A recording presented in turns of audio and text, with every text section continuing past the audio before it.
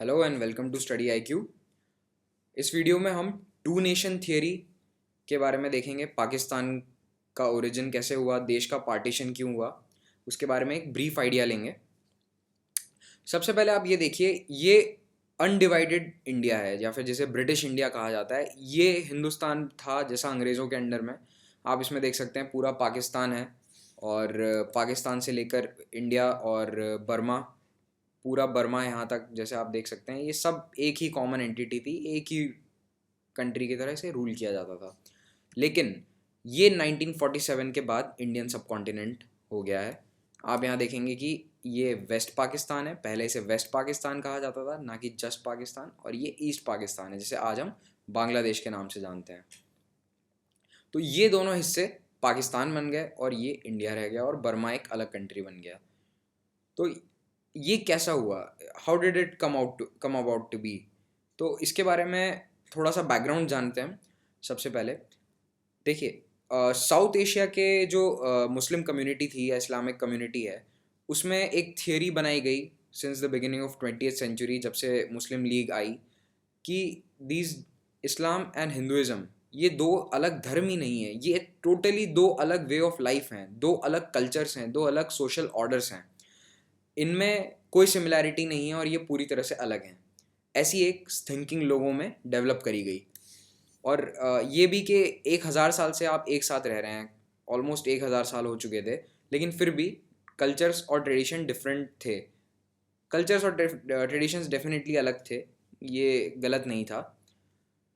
इसके अलावा एक जो डिफरेंसेस थे, माइनर डिफरेंसेस थे, उन्हें बहुत ही ज़्यादा बड़ा करके बताया गया कि देखिए, खाने पीने की हरकतें, हैबिट्स अलग हैं, ईटिंग हैबिट्स अलग हैं, म्यूज़िक अलग है, आर्किटेक्चर अलग है, लिखने की स्क्रिप्ट अलग है, उर्दू हिंदी, बोलने की भाषा अलग है, कपड़े पहनने का ढंग अलग है, कपड़े अलग हैं पूरी तरह से, हर चीज़ अलग है। हालांकि ये बहुत छोटे छोटे डिफरेंसेस थे, माइनर डिफरेंसेस थे, लेकिन इन्हें बहुत बड़े तरीके से करके बताया गया। सबसे पहले सर सैयद अहमद खान का एक नाम आता है। He was one of the biggest reformers in the 19th century of the Muslim community. ये अलीगढ़ मुस्लिम यूनिवर्सिटी के फाउंडर हैं। इन्होंने इस्लामिक मुस्लिम कम्युनिटी में एक सेल्फ अवेकनिंग शुरू करी, इन्होंने एक जागरूकता फैलानी शुरू करी through education, through western education. इसके बाद अल्लामा इकबाल हैं, ये एक बहुत बड़े पोएट थे 20th सेंचुरी के।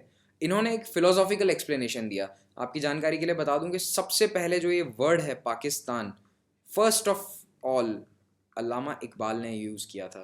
ये 1930 में जो सेशन था मुस्लिम लीग का, उसमें अल्लामा इकबाल चेयर कर रहे थे, उसे प्रेसिडेंट थे, और उन्होंने जो अपनी स्पीच दी थी उसमें उन्होंने बोला था कि एक पाकिस्तान बनाया जाए जिसमें सारे मुस्लिम्स को जगह दी जाए, एक अलग सॉवरेन, ना कि एक अलग देश, एक सेमी इंडिपेंडेंट सा स्टेट बनाया जाए। तो ये जो आइडिया है सबसे पहले पाकिस्तान का, ये यहाँ से आया, अल्लामा इकबाल से। उसके बाद जो प्रैक्टिकल एग्जीक्यूशन था पाकिस्तान बनाने का, वो किसने किया? वो सारा काम किया मोहम्मद अली जिन्ना ने। ये नाम आप लोगों ने सबने शायद सुना होगा।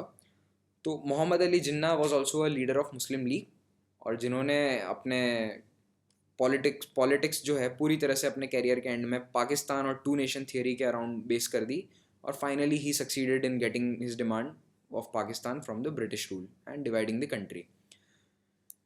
ये जो बेसिस था अलग कंट्री मांगने का, ये किसी भी एथनिक, लिंग्विस्टिक या किसी रेशियल बेसिस पे नहीं था। जैसा कि आप देखेंगे जनरली देश डिवाइड होते हैं या तो एथनिसिटी पे, भाषा के बेसिस पे, उनकी धर्म अलग हैं, सॉरी उनकी जो रेस है वो अलग है। लेकिन ये जो धर्म के बेसिस पे मांगा गया था नेशन, ये ऐसा पहली बार साउथ एशिया में हुआ था कि धर्म के नाम पे एक अलग कंट्री मांगा गया था। दुनिया में पहली बार नहीं हुआ था, लेकिन साउथ एशिया में पहली बार हो रहा था। तो यहाँ पे उन्होंने ये बोला कि जो भी मुस्लिम मेजॉरिटी एरियाज हैं जो ब्रिटिश इंडिया के, उन्हें आप एक अलग टेरिटरी में डाल दीजिए और उनको एक आप अलग कंट्री बना दीजिए। पहले डिमांड उठी थी कि उन्हें पार्शियल सॉवरेंटी दे दीजिए, लेकिन धीरे धीरे वो डिमांड पार्शियल सॉवरेंटी की नहीं रही, वो डिमांड हो गई कि हमें पूरी आज़ादी चाहिए, ये जो अलग एरियाज़, अलग स्टेट्स होंगे, इन्हें आप पूरी तरह से आज़ाद कर दीजिए। ये डिमांड धीरे धीरे डेवलप होनी शुरू हो गई। एक और इसका है कि इवन सिंस 11th सेंचुरी जो इस्लामिक राइटर्स थे, जैसे कि Al Biruni, one of the first writers, इन्होंने एक बुक लिखी थी किताबुल हिंद, जिसमें इन्होंने इंडिया के बारे में डिस्क्राइब किया था। इन्होंने भी काफ़ी डिफरेंसेस हाईलाइट किए थे कि यहाँ के हिंद के जो लोग हैं हिंदू, इनमें और इस्लाम में क्या क्या डिफरेंसेस हैं।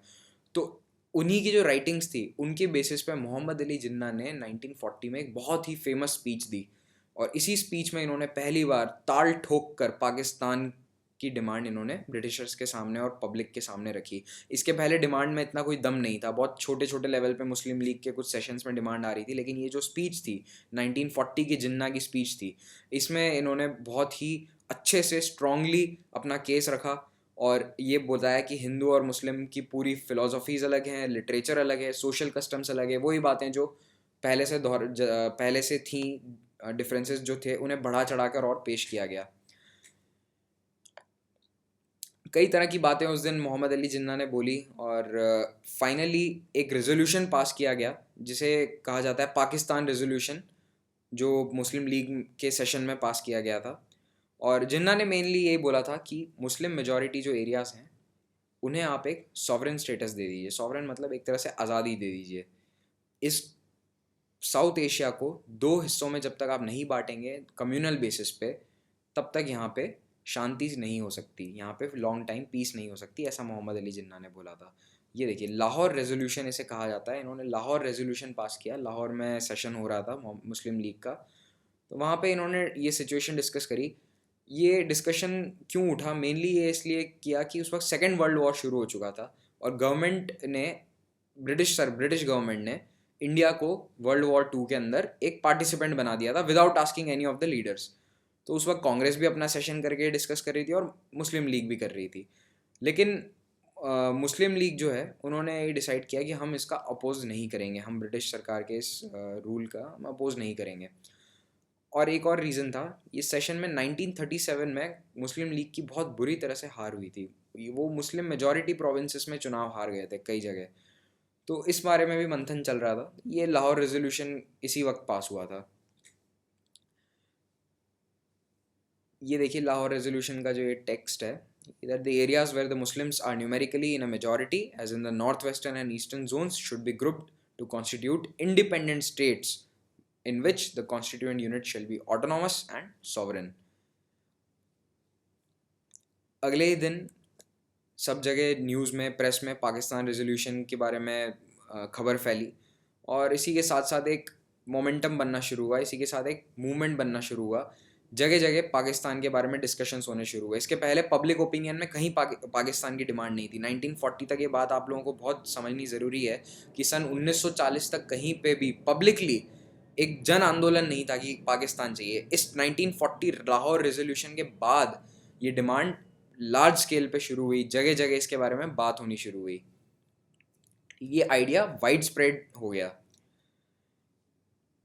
फाइनली जब वर्ल्ड वॉर टू ख़त्म हुआ 1945 में और उसके बाद पाकिस्तान और इंडिया के जो लीडर्स थे उस जमाने, मतलब जो उस वक्त जो अनडिवाइडेड इंडिया के लीडर्स थे, उन्होंने कई सारे मिशन से बात करनी शुरू करी, जैसे कि कैबिनेट मिशन है।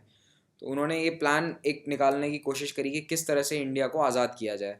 तो उन्हीं प्लान्स के वक्त मोहम्मद अली जिन्ना ने अपनी ज़िद पे अड़े रहे कि जब तक पाकिस्तान अलग नहीं होगा, एक अलग देश नहीं मिलेगा, तब तक हम आज़ादी नहीं लेंगे। ठीक है, उन्होंने सारे प्रपोजल्स जो हैं रिजेक्ट कर दिए। कांग्रेस ने जो प्रपोजल दिए वो भी रिजेक्ट कर दिया और उन्होंने बोला हमें तो पार्टीशन चाहिए। लेकिन कांग्रेस चाहती थी कि we want a united India and we want a strong central government. अब देखिए स्ट्रॉन्ग सेंट्रल गवर्नमेंट में ये होता कि अगर सेंट्रल गवर्नमेंट के पास ज़्यादा पावर है तो ओवरऑल मुस्लिम मेजॉरिटी प्रोविंसेस में इतनी पावर या इतनी सीट्स नहीं थी कि सेंट्रल में सरकार कभी भी मुस्लिम लीग की बनती। सेंट्रल में गवर्नमेंट हमेशा कांग्रेस की रहती क्योंकि न्यूमेरिकली वो सुपीरियर थे।